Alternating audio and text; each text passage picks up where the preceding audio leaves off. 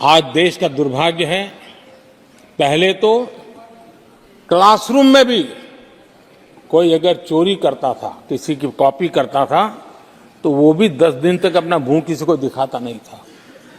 आज जो भ्रष्टाचार के आरोप जिन पे सिद्ध हो चुके हैं, जो जेलों में समय निकाल करके पैरोल पर आए, आज वॉशिंग मशीन से भी बड़ा कंधे पे लेकर के महिमा मंडन कर रहे हैं ऐसे चोरों का सार्वजनिक जीवन में। कहां ले जाना चाहते हो देश को तुम? जो सजा हो चुकी है, मैं ये तो समझता हूं कि आरोप जो है उनके लिए तो आप सोच सकते हैं, लेकिन जो गुनाह सिद्ध हो चुका है, जो सजा काट चुके हैं, जो सजा काट रहे हैं, ऐसे लोगों का महिमा मंडन करते हो आप? कौन सा कल्चर और देश की भावी पीढ़ी को क्या प्रेरणा देना चाहते हो आप? कौन से रास्ते और ऐसी कौन सी आपकी मजबूरी है?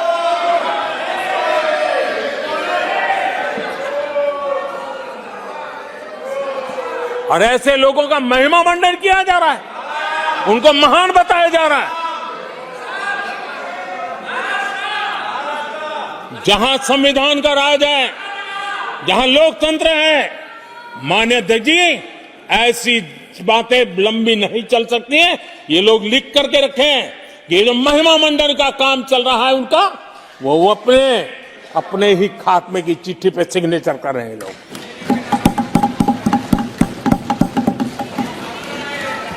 आदरणीय अध्यक्ष जी, जांच करना ये एजेंसियों का काम है।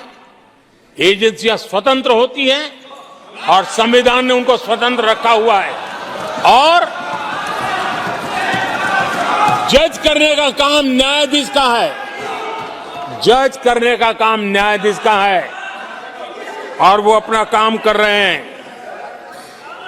और अध्यक्ष जी, मैं इस पवित्र सदन में फिर से दोहराना चाहूंगा, जिसको जितना जुल्म मुझ पर करना है कर ले, मेरी भ्रष्टाचार के खिलाफ लड़ाई चलती रहेगी।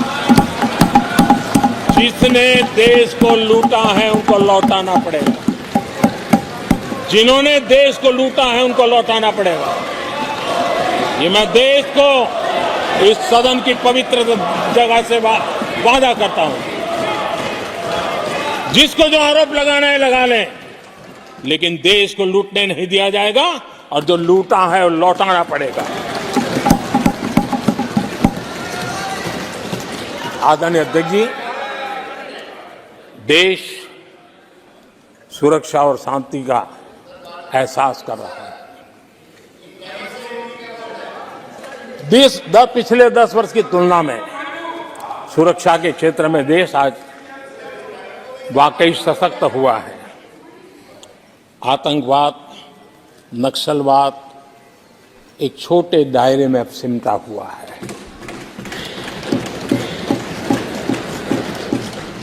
लेकिन भारत की जो टेररिज्म के प्रति जीरो टॉलरेंस नीति है, आज पूरे विश्व को भी भारत की इस नीति की तरफ चलने के लिए मजबूर होना पड़ा।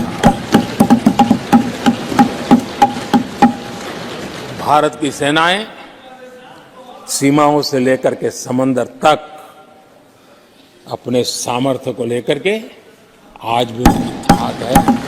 हमें हमारी सेना के पराक्रम पर गर्व होना चाहिए। हम कितना ही उनके मोरल तोड़ने की कोशिश करें, मुझे मेरी सेना पर भरोसा है। मैंने उनके सामर्थ्य को देखा है। कुछ राजनेता सेना के लिए हल्के फुल्के शब्द बोल दें, इससे मेरे देश की सेना डिमोरलाइज होगी। ये सपनों में कोई रहते तो निकल जाए। देश के मूड को वो खत्म नहीं कर सकते, और किसी के एजेंट बन करके इस प्रकार की भाषा अगर कहीं से भी उठती है, देश कभी स्वीकार नहीं कर सकता है। और जो खुलेआम देश में अलग देश बनाने की वकालत करते हैं,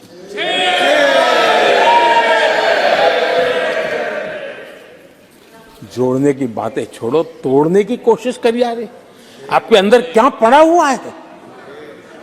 क्या इतने टुकड़े करके अभी भी आपके मन को समाधान नहीं हुआ है?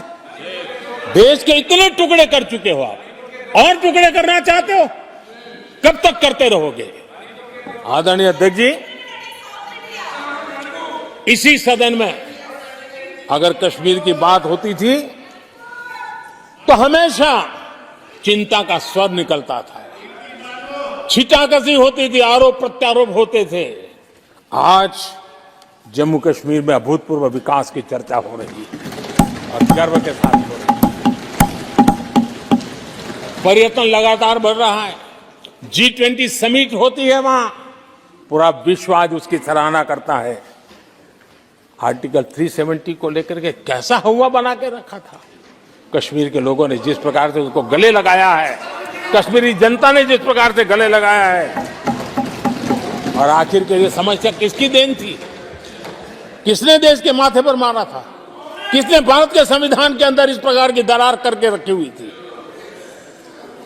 आदरणीय अध्यक्ष जी, अगर नेहरू जी का नाम लेते हैं तो उनको बुरा लगता है, लेकिन कश्मीर को जो समस्याएं झेलनी पड़ी उसके मूल में उनकी ये सोच थी और उसी का परिणाम है देश को भुगतना पड़ा।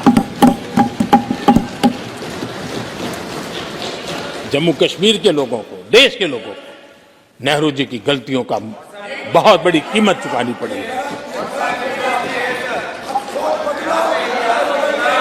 आदरणीय अध्यक्ष जी, वो भले गलतियां करके गए, लेकिन हम मुसीबतें झेल करके भी गलतियों सुधारने के लिए हमारी कोशिश जारी रखें। हम रुकने वाले नहीं हैं। हम देश के लिए काम करने के लिए निकले हुए लोग हैं। हमारे लिए नेशन फर्स्ट है। आदरणीय अध्यक्ष जी, मैं सभी राजनीतिक दलों के नेताओं से आग्रह करूंगा, सभी माननीय सदस्यों से आग्रह करूंगा, भारत के जीवन में एक बहुत बड़ा अवसर आया है। वैश्विक परिवेश में भारत के लिए बड़ा अवसर आया है। एक नए आत्मविश्वास के साथ आगे बढ़ने का अवसर आया है। राजनीति अपनी जगह पे होती है, आरोप प्रत्यारोप अपनी जगह पर होता है, लेकिन देश से बढ़कर कुछ नहीं होता है। और इसलिए आइए मैं निमंत्रण देता हूं आपको, कंधे से कंधा मिलाकर के हम देश के निर्माण के लिए आगे बढ़े। राजनीति में किसी भी जगह पर रहते हुए भी राष्ट्र निर्माण में आगे बढ़ने में कोई रुकावट नहीं आती। अब इस राह को मत छोड़िए। मैं आपका साथ मांग रहा हूं, मां भारती के कल्याण के लिए साथ मांग रहा हूं। मैं विश्व के अंदर जो अवसर आया है उस अवसर को बुलाने के लिए आपका साथ मांगता हूं। मैं आपका सहयोग चाहता हूं 140 करोड़ देशवासियों की जिंदगी को और समृद्ध बनाने के लिए और सुखी बनाने के लिए। लेकिन अगर आप साथ नहीं दे सकते हैं और अगर आपका हाथ ईंटें फेंकने पर ही तुला हुआ है, तो आप लिख करके रखिए, आपकी हर ईंट को मैं विकसित भारत की नींव मजबूत करने के लिए लगाऊंगा। आपके हर पत्थर को मैं विकसित भारत के जो सपनों को लेकर के आप चले उसकी नींव मजबूत करने के लिए मैं लगाऊंगा और देश को हम उस समृद्धि की ओर लेके जाएंगे।